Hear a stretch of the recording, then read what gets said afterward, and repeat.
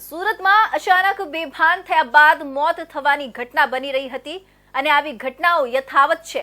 જો કે આ પરિસ્થિતિઓ વચ્ચે નાનપુરા વિસ્તારમાં એક ચોંકાવનારી ઘટના બની છે।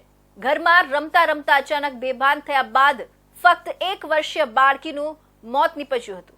બાળકીનું અચાનક મોત થવાને પગલે પરિવારમાં શોકની લાગણી પ્રસરી જવાની સાથોસાથ પરિવારજનો બાળકીના અચાનક મોતની ઘટનાને લઈને પણ ચોંકી ગયા છે। નાનપુરા ખાતે આવેલા બારા હજારી મોહલ્લામાં રહેતા રાજકુમાર કહારની પુત્રી સપના કુમારી ગત રાત્રે ઘરમાં અચાનક બેભાન થઈ ગઈ હતી। તેણીને માતા સહિતના પરિવારજનો ખાનગી હોસ્પિટલમાં લઈ ગયા હતા, જ્યાં ફરજ પરના તબીબે તેણીને મૃત જાહેર કરી હતી।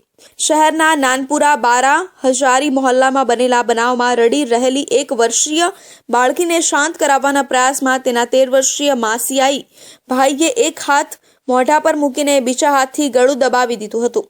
જો કે બાળકી રડતી બંધ થઈ જતા સગીરે બાળકીની માતાને બોલાવી હતી।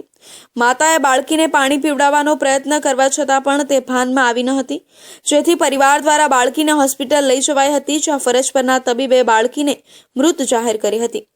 બાળકીના ગળે નિશાન જોઈ શંકા જતા પોલીસે ફોરેન્સિક પીએમ કરાવ્યું હતું। પોસ્ટમોર્ટમ રિપોર્ટમાં બાળકીનું મોત ગળું દબાવવાના કારણે થયાનું સામે આવ્યું હતું।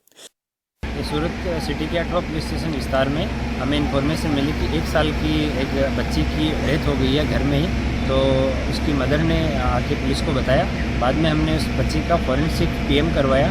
तो सिविल हॉस्पिटल में डॉक्टर ने अपना प्राइमरी ओपिनियन दिया कि गला दबाने से बच्ची की डेथ हुई है। तो उस टाइम पे घर पे कौन कौन था इस समय संबंध में पूछताछ की गई।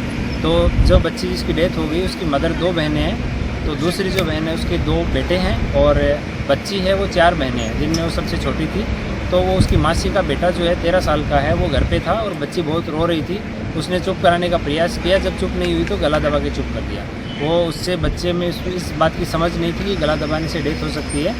तो उसने ये इस तरह का क्राइम उससे हो गया। ઘટનામાં પોલીસે બાળકીની માતા અને તેની બહેનના નિવેદનો લીધા હતા, જેમાં બંને જણા ખાનગી હોસ્પિટલમાં સફાઈનું કામ કરતી હોવાનું વાત જણાવી હતી।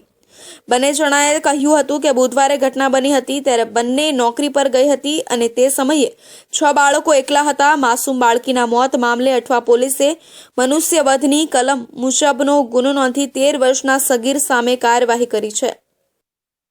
તો હવે